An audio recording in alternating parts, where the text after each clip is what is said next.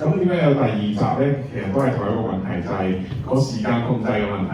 基於準備啦，基於自己原來時間咁就過咗去啦。咁我再次講一次啦，我今次嘅 topic 就係我不再假裝冇所謂，因為我真的在乎。循例都係啦，我都中意同觀眾互動下。我想問下有冇人可以舉例一啲嘢係你生活裏邊你冇所謂嘅？舉手，唔舉手就點名。飲茶食點心。飲茶食點心冇所謂。冇所謂。有冇啲冇所謂嘅嘢？快啦，時間過得好快啦。有冇啲平時你冇所謂嘅生活中冇所謂嘅？老公送咩禮物我都冇所謂。老公送咩嘅你冇所謂。Hermes 同埋最靚嗰種。係啦，冇所謂，冇所謂。我睇我能夠理解。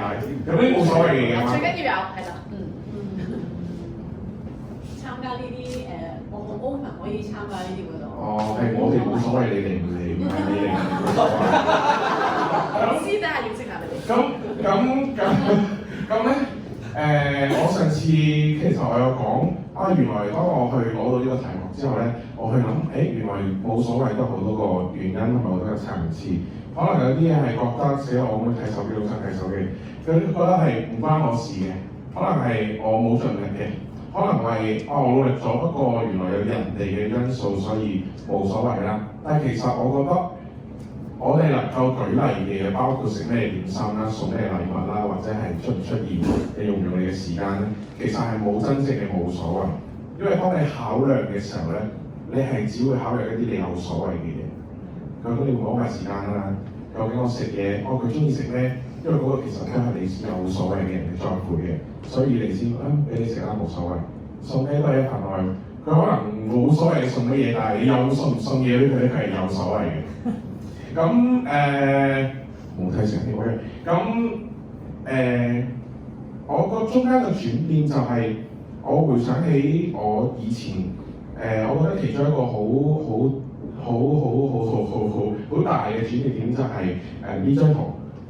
如果見到嘅話咧，可以大家睇下見唔到係乜嘢？你有冇人可以望到啊？或者會唔會可以知道？或者我縮短時間，佢呢度話咧 $7,000 for a house like a shell， 即係咧你7,000蚊間屋豆樣咁細。And you really think we out here scared of jail？ 如果大家有認知，我收翻埋先畫面圖，就係我哋19年嘅時間。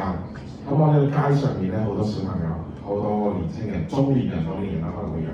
佢哋呢一句嘢，我覺得係最觸動嘅。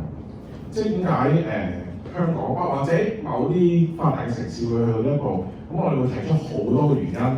我覺得其中一個原因就係、真係有一班人咧，佢可能因為環境因素，可能因為好多事情，佢點解可以攞咗佢嘅生命作一個賭注？就係佢認為佢已經冇所謂啦，佢所有嘢都唔能夠改變啦。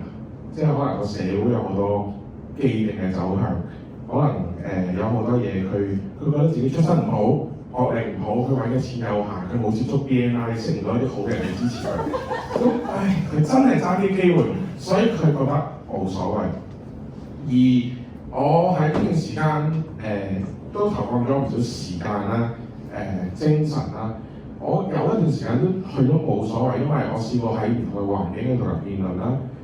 我試過同我身邊好多嘅人，往往就係意見唔一樣、立場唔一樣嘅人。但係我發覺我點解要同佢繼續去辯論落去，或者點解原來辯論或者係去拗撬咧，係未必真係會影響到我哋關係。其實因為我在乎，而佢亦都在乎我。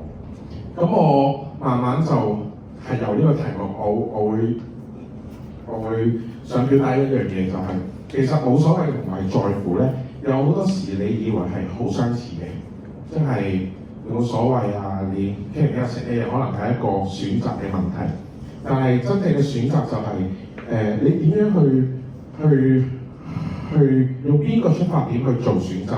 無論係商業嘅決定啦，無論係你身邊同人身邊人嘅關係，咁你可以用冇選擇去考慮。但係如果我用在乎嘅咧，我就會問自己有幾在乎，我可以做嘅有幾多，我可以為呢件事情去做啲咩嘅改變。